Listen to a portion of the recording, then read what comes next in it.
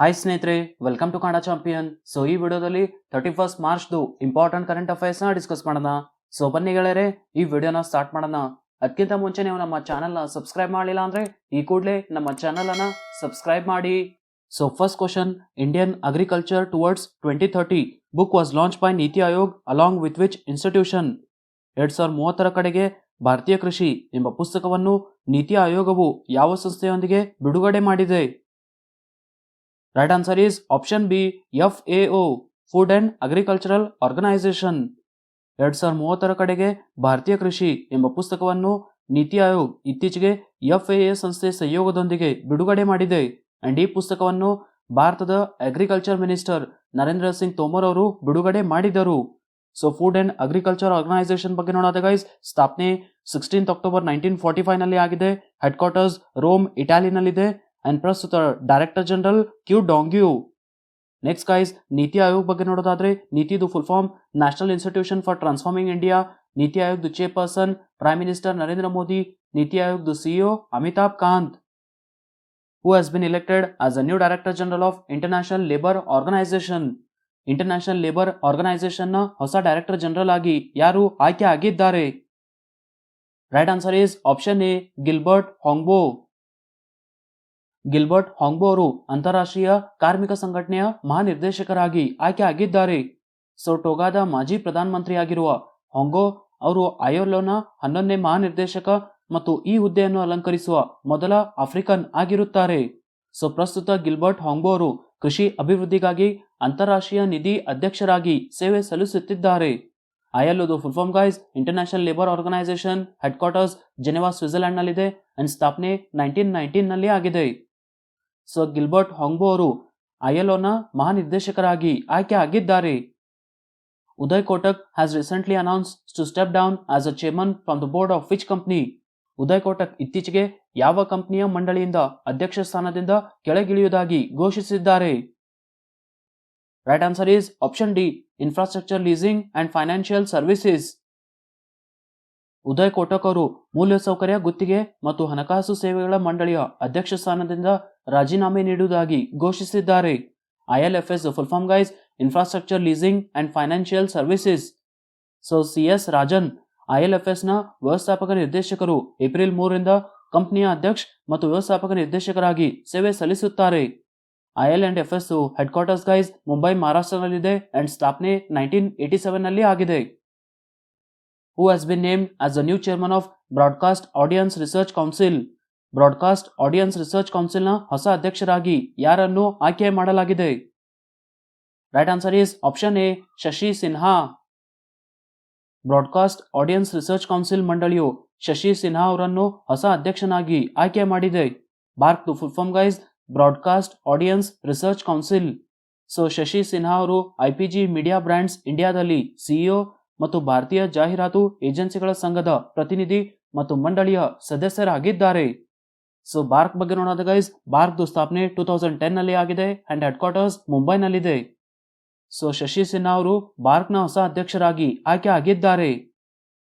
Indian union minister Piyush Goyal has recently inaugurated an Indian jewellery exposition centre building in which city? ಭಾರತದ ಕೇಂದ್ರ ಸಚಿವ ಪಿಯೂಷ್ ಗೋಯಲ್ ಅವರು ಇತ್ತೀಚೆಗೆ ಯಾವ ನಗರದಲ್ಲಿ ಭಾರತೀಯ ಆಭರಣ ಪ್ರದರ್ಶನ ಕೇಂದ್ರ ಕಟ್ಟಡವನ್ನು ಉದ್ಘಾಟಿಸಿದ್ದಾರೆ? Right answer is option A, Dubai. Union minister Piyush Goyal ಅವರು ಇತ್ತೀಚೆಗೆ ದುಬೈನಲ್ಲಿ ಭಾರತೀಯ ಆಭರಣ ಪ್ರದರ್ಶನ ಕೇಂದ್ರ ಕಟ್ಟಡವನ್ನು ಉದ್ಘಾಟಿಸಿದರು.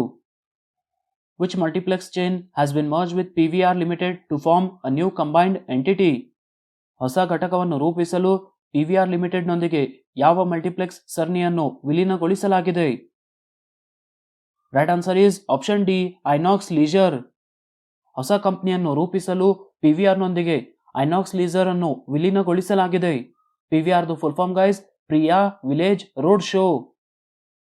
ಹೂ has been roped in as a president of badminton association of India for 4 years?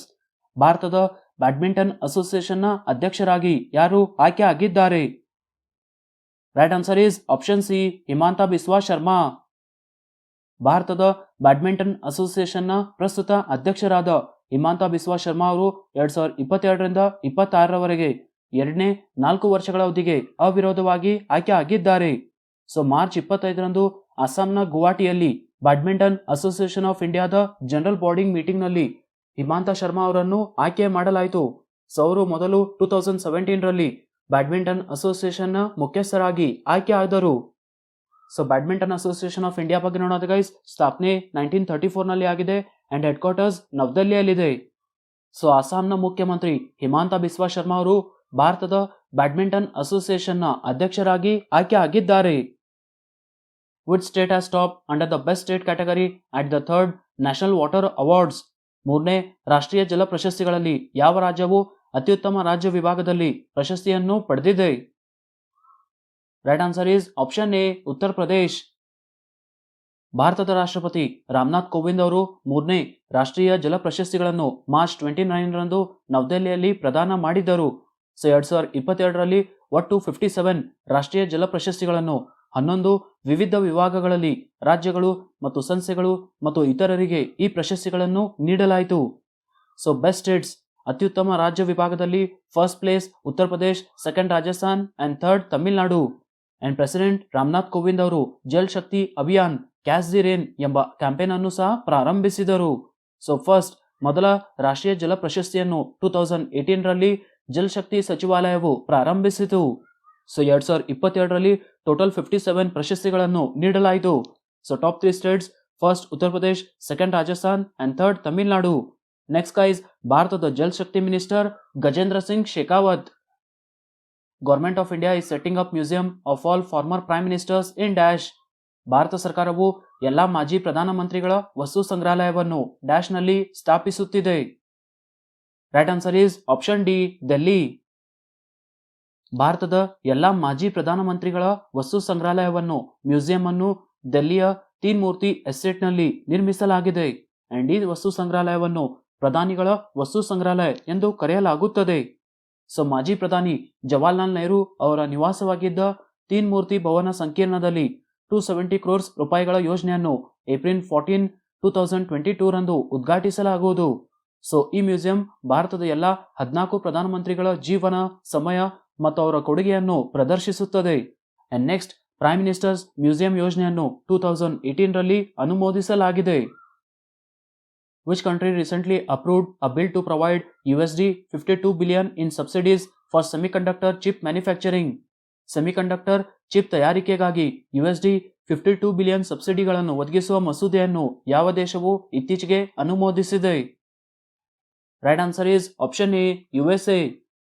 Semiconductor chips ತಯಾರಿಕೆಗೆ $52 ಬಿಲಿಯನ್ ಸಬ್ಸಿಡಿಗಳನ್ನು ಒದಗಿಸುವ ಮಸೂದೆಯನ್ನು ಇತ್ತೀಚೆಗೆ ಅಮೆರಿಕ ಅನುಮೋದಿಸಿದೆ.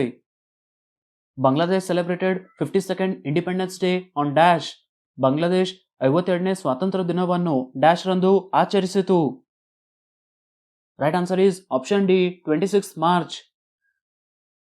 ಮಾರ್ಚ್ 26, 2022ರಂದು ಬಾಂಗ್ಲಾದೇಶ್ ತನ್ನ 52ನೇ ಸ್ವಾತಂತ್ರ್ಯ ದಿನವನ್ನು ಆಚರಿಸಿತು. ಸೊ 26 ಮಾರ್ಚ್ 1971ರಂದು ಶೇಖ್ ಮುಜಿಬುರ್ ರೆಹಮಾನ್ ಅವರು ಬಾಂಗ್ಲಾದೇಶವನ್ನು ಸ್ವತಂತ್ರ ರಾಷ್ಟ್ರವೆಂದು ಘೋಷಿಸಿದರು. ಸೊ ಬಾಂಗ್ಲಾದೇಶ್ ಬಗ್ಗೆ ನೋಡೋದು guys, capital Dhaka, currency taka, prime minister Sheikh Hasina and president Abdul Hamid. The centre has extended Pradhan Mantri Garib Kalyan ಅನ್ನ ಯೋಜನಾ ಟು ಡ್ಯಾಶ್. ಕೇಂದ್ರ ಸರ್ಕಾರವು ಪ್ರಧಾನ ಮಂತ್ರಿ ಗರೀಬ್ ಕಲ್ಯಾಣ್ ಅನ್ನ ಯೋಜನೆಯನ್ನು ಡ್ಯಾಶ್ ರವರೆಗೆ ವಿಸ್ತರಿಸಿದೆ. Right answer is option A, September 2022. ಕೇಂದ್ರ ಸರ್ಕಾರವು ಪ್ರಧಾನಮಂತ್ರಿ ಗರೀಬ್ ಕಲ್ಯಾಣ್ ಅನ್ನ ಯೋಜನೆಯನ್ನು ಇನ್ನೂ 6 ಮಂತ್ಸ್, ಏಪ್ರಿಲ್ನಿಂದ ಸೆಪ್ಟೆಂಬರ್ 2022ರವರೆಗೆ ವಿಸ್ತರಿಸಿದೆ. PMGKY ಇದು ಫುಲ್ ಫಾರ್ಮ್ ಗೈಸ್, ಪ್ರಧಾನ ಮಂತ್ರಿ ಗರೀಬ್ ಕಲ್ಯಾಣ್ ಅನ್ನ ಯೋಜನಾ. ಸೊ ಈ ಯೋಜನೆಯನ್ನು 26 ಮಾರ್ಚ್ 2020ರಂದು ಪ್ರಾರಂಭಿಸಲಾಯಿತು. ಅಂಡ್ ಈ ಯೋಜನೆ ಗ್ರಾಹಕ ವ್ಯವಹಾರಗಳು, ಆಹಾರ ಮತ್ತು ಸಾರ್ವಜನಿಕ ವಿತರಣಾ ಸಚಿವಾಲಯದ ಅಡಿಯಲ್ಲಿ ಬರುತ್ತದೆ. ಸೊ ಪ್ರಧಾನ ಮಂತ್ರಿ ಗರೀಬ್ ಕಲ್ಯಾಣ್ ಅನ್ನ ಯೋಜನೆಯ ಒಟ್ಟು ವೆಚ್ಚ ಸುಮಾರು 3.4 ಲಕ್ಷ ಕೋಟಿ ಆಗಿದೆ. Which Indian company has become an official sponsor for upcoming 2022 FIFA World Cup in Qatar? ಮುಂಬರುವ 2022ರ ಕತಾರ್ನಲ್ಲಿ ನಡೆಯಲಿರುವ ಫಿಫಾ ವಿಶ್ವಕಪ್ಗೆ ಯಾವ ಭಾರತೀಯ ಕಂಪನಿಯನ್ನು ಅಫಿಷಿಯಲ್ ಸ್ಪಾನ್ಸರ್ ಆಗಿ ಆಯ್ಕೆ ಮಾಡಲಾಗಿದೆ? Right answer is option D, Byju's. ಮುಂಬರುವ 2022ರ ಕತಾರ್ನಲ್ಲಿ ನಡೆಯಲಿರುವ ಫಿಫಾ ವರ್ಲ್ಡ್ ಕಪ್ಗೆ ಇಂಡಿಯನ್ ಕಂಪನಿ ಬೈಜೂಸ್ ಅನ್ನು ಅಫಿಷಿಯಲ್ ಸ್ಪಾನ್ಸರ್ ಆಗಿ ಆಯ್ಕೆ ಮಾಡಲಾಗಿದೆ. ಸೊ ಬೈಜೂಸ್ ಬಗ್ಗೆ ನೋಡೋದು guys, Byju's headquarters Bengaluru ಕರ್ನಾಟಕನಲ್ಲಿದೆ and Byju's founder and CEO Byju Raveendran. The 73rd Annual National Conference on Indian Psychiatric Society has been organized in which city? Indian psychiatric ಸೊಸೈಟಿಯ 73ನೇ ವಾರ್ಷಿಕ ರಾಷ್ಟ್ರೀಯ ಸಮ್ಮೇಳನವನ್ನು ಯಾವ ನಗರದಲ್ಲಿ ಆಯೋಜಿಸಲಾಗಿದೆ? Right answer is option D, Visakhapatnam. ಇಂಡಿಯನ್ ಸೈಕ್ಯಾಟ್ರಿಕ್ ಸೊಸೈಟಿಯ 73ನೇ ವಾರ್ಷಿಕ ರಾಷ್ಟ್ರೀಯ ಸಮ್ಮೇಳನವನ್ನು ಆಂಧ್ರಪ್ರದೇಶದ ವಿಶಾಖಪಟ್ಟಣಂನಲ್ಲಿ ಆಯೋಜಿಸಲಾಗಿದೆ. ಸ್ನೇಹಿತರೆ, ಎಷ್ಟೋ ಕ್ವಶನ್ಗೆ ಆನ್ಸರ್ಸ್ ಚೆಕ್ ಮಾಡಿ. ಫಸ್ಟ್ ಕ್ವಶನ್ ಇರೋದು ವಿಶ್ವದ ಅತ್ಯಂತ ಹೆಚ್ಚು ಶಬ್ದ ಮಾಲಿನ್ಯದ ನಗರ ಯಾವುದು? ಇದಕ್ಕೆ ಉತ್ತರ ಸ್ನೇಹಿತರೆ ಢಾಕಾ. ನೆಕ್ಸ್ಟ್ ಕ್ವಶನ್ ಸ್ನೇಹಿತರೆ, 94ನೇ ಅಕಾಡೆಮಿ ಪ್ರಶಸ್ತಿಗಳಲ್ಲಿ ಯಾವ ಚಲನಚಿತ್ರವು ಅತ್ಯುತ್ತಮ ಚಿತ್ರ ಪ್ರಶಸ್ತಿಯನ್ನು ಗೆದ್ದಿದೆ? ಇದಕ್ಕೆ ಉತ್ತರ ಸ್ನೇಹಿತರೆ ಕೋಡಾ.